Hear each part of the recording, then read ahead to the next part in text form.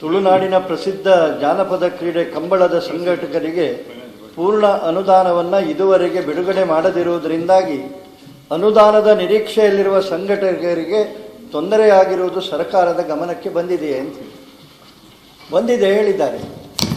ಆದರೆ ಅದರ ಬಗ್ಗೆ ಯಾವುದೇ ಕ್ರಮವನ್ನು ತೆಗೆದುಕೊಂಡಿಲ್ಲ. ನನ್ನ ಮುಂದಿನ ಪ್ರಶ್ನೆ ಇದ್ದದ್ದು, ಎಷ್ಟು ಕೊಟ್ಟಿದ್ದೀರಿ ಅನುದಾನ ಅಂತ ಹೇಳಿದ್ದಕ್ಕೆ ಇಬ್ಬರಿಗೆ ಕೊಟ್ಟಿದ್ದೇವೆ ಅಂತೇಳಿ ಹೇಳ್ತಾರೆ.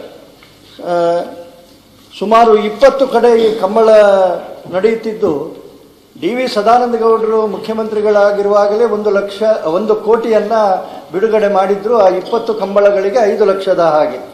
ಅದರ ನಂತರ ಯೋಗೇಶ್ವರ ಪ್ರವಾಸೋದ್ಯಮ ಸಚಿವರಾಗಿದ್ದಾಗಲೂ ಕೂಡ 21, 22, 22, 23ರಲ್ಲಿ 1 ಕೋಟಿ ಬಿಡುಗಡೆಯಾಗಿತ್ತು. ಈ ಸರ್ಕಾರ ಬಂದ ಮೇಲೆ ಈ 1 ಕೋಟಿ ಬಿಡುಗಡೆ ಯಾಕೆ ಆಗಲಿಲ್ಲ? ಮತ್ತೆ ನಮಗೆ ಸಂಶಯ ಬರುವ ರೀತಿಯಲ್ಲಿ, ಯಾಕೆ ನಾವು ಪ್ರಶ್ನೆ ಕೇಳುವ ರೀತಿಯಲ್ಲಿ ಆಗಬಾರದು ಅಂತ ಹೇಳುವಂಥದ್ದು ನಮ್ಮ ಕಳಕಳಿ. ಅಲ್ಲಿ ಲಕ್ಷಾಂತರ ಜನ ಈ ಕ್ರೀಡೆಯ ಬಗ್ಗೆ ಅಭಿಮಾನ ಹೊಂದಿದ್ದಾರೆ ಮತ್ತು ಉಪಮುಖ್ಯಮಂತ್ರಿಗಳಾದಿಯಾಗಿ ಎಲ್ಲರೂ ಈ ಕಂಬಳ ಕ್ರೀಡೆಯಲ್ಲಿ ಭಾಗವಹಿಸಿ ಅಲ್ಲಿ ನೇರವಾಗಿ ಹೇಳಿದ್ದಾರೆ, ನಾವು ಅನುದಾನವನ್ನು ಕೊಡ್ತೇವೆ ಅಂತ ಹೇಳಿ. ಆ ಘೋಷಣೆಯಾಗಿಯೇ ಉಳಿದಿದೆ. ಬಜೆಟ್ನಲ್ಲೇ ಇದನ್ನು ನಿಜವಾಗಿ ಪ್ರಾಶಸ್ತ್ಯವನ್ನು ಕೊಟ್ಟು ಅದಕ್ಕೋಸ್ಕರ ಮೀಸಲಿಡಬೇಕಿತ್ತು. ಬಜೆಟಲ್ಲೂ ಇಡಲಿಲ್ಲ.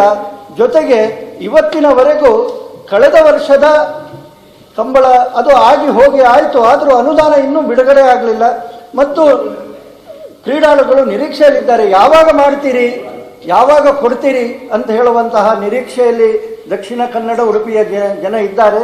ನಿಮ್ಮಿಂದ ಸಕಾರಾತ್ಮಕವಾದಂತಹ ಉತ್ತರವನ್ನು ತಕ್ಷಣ ಬಿಡುಗಡೆ ಆಗುವ ರೀತಿಯಲ್ಲಿ ನಾವೆಲ್ಲ ನಿರೀಕ್ಷೆಯಲ್ಲಿದ್ದೇವೆ.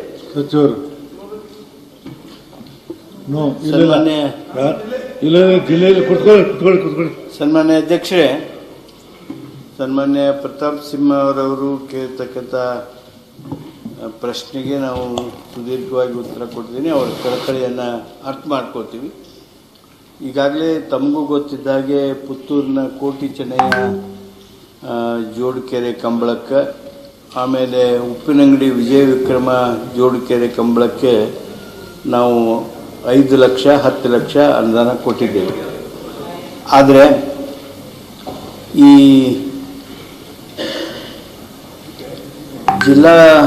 ದಕ್ಷಿಣ ಕನ್ನಡ ಜಿಲ್ಲೆಯ ಜಿಲ್ಲಾಧಿಕಾರಿಗಳು ಬಿಲ್ಲುಗಳನ್ನು ತಯಾರಿಸಿ 20ನೇ ತಾರೀಕು ಮಾರ್ಚ್ದೊಳಗಾಗಿ ಕಳಿಸ್ಬೇಕಾಗಿತ್ತು. ಅವಾಗ ಇವರು ನಮ್ಮವ್ರು ಕ್ಲೋಸ್ ಮಾಡಿದರು.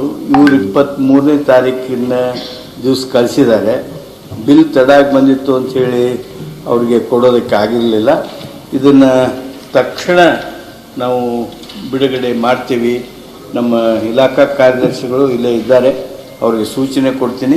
ಒಂದು ವೇಳೆ ಇನ್ನೂ ಬಿಡುಗಡೆ ಆಗಿರದಿದ್ದರೆ ಈ ಸದನ ಮುಗಿಯೋದ್ರೊಳಗಾಗಿ ನಾವು ಆ ಹಣ ಬಿಡುಗಡೆ ಮಾಡ್ತೀವಿ. ಆಮೇಲೆ ತಮ್ಮ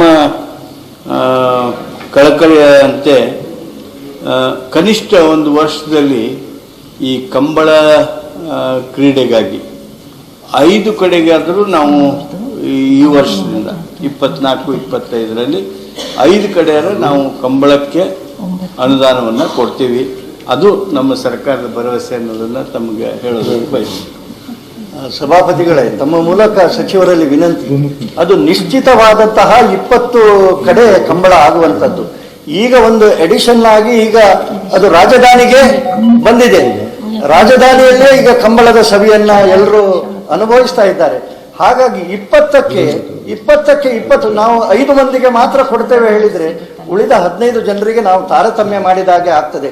ಈಗ ತಮ್ಮ ಗಮನಕ್ಕೆ ತರುವಂಥದ್ದು, ನೀವು ಕೊಟ್ಟಿರುವಂತಹ ಎರಡು ನಿಮ್ಮದೇ ಪಕ್ಷದ ಶಾಸಕರ ಕ್ಷೇತ್ರಕ್ಕೆ ಕೊಟ್ಟಾಗೆ ಆಗ್ತದೆ ಹೊರತು ಉಳಿದ ಕಡೆ ತಾವು ತಾರತಮ್ಯ ಮಾಡಿದಾಗೆ ಆಗ್ತದೆ. ಎಲ್ರಿಗೂ ಕೊಡುವಂತಹ ರೀತಿಯಲ್ಲಿ 1 ಕೋಟಿ ಕೊಡ್ತಾ ಇದೆ. 3 ವರ್ಷಗಳಿಂದ ಕೊಡ್ತಾ ಇದ್ದೀರಿ. ಈ ವರ್ಷ ಅದನ್ನು ಮುಂದುವರಿಸಬೇಕು ಅಂತೇಳಿ ಮತ್ತೆ ಸಭಾಪತಿಗಳ ಮೂಲಕ ಸಚಿವರಲ್ಲಿ ನಾನು ನಮ್ರವಾಗಿ ವಿನಂತಿಸ್ತೇನೆ. ಸನ್ಮಾನ್ಯ ಸಚಿವ, ಎಲ್ಲ